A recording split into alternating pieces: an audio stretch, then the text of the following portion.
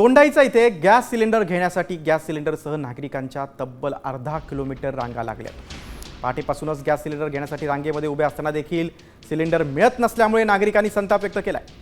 शिंदखेडा दोंडाईच्या रस्त्यावर संतप्त नागरिकांनी रास्तारोको आंदोलन देखील केलं। त्याची दृश्य बघा। धुळ्यात सिलेंडरसाठी नागरिकांच्या रांगा आहेत, तर रांगेत उभं राहून देखील तासनतास उभं राहून देखील सिलेंडर मिळत नाही, त्यामुळे नागरिकांनी संताप व्यक्त केला।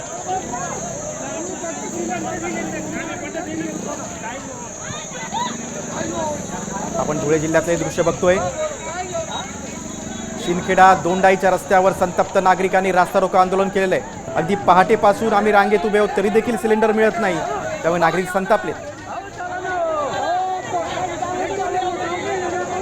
धुळे जिल्ह्यातल्या दोंडाईच्या इथं गॅस सिलेंडर घेण्यासाठी नागरिकांच्या तब्बल अर्धा किलोमीटर रांगा लागल्या आणि हे पहाटेपासूनचं चित्र आहे। पहाटेपासून आम्ही रांगेत उभे आहोत तरी देखील आम्हाला गॅस सिलेंडर मिळत नाही, असं म्हणत नागरिकांनी संताप व्यक्त केलेला आहे। शिंदखेडा दोंडाईच्या रस्त्यावर नागरिकांनी रास्ता रोको केला। आपण अधिक माहिती घेऊ आमच्या प्रतिनिधी भूषण आयर यांच्याकडनं। भूषण, नागरिकांचा संताप साहजिक आहे, आता काय सद्यस्थिती, त्यांना सिलेंडर का मिळत नाही, पहाटेपासून रांगा लागल्यात?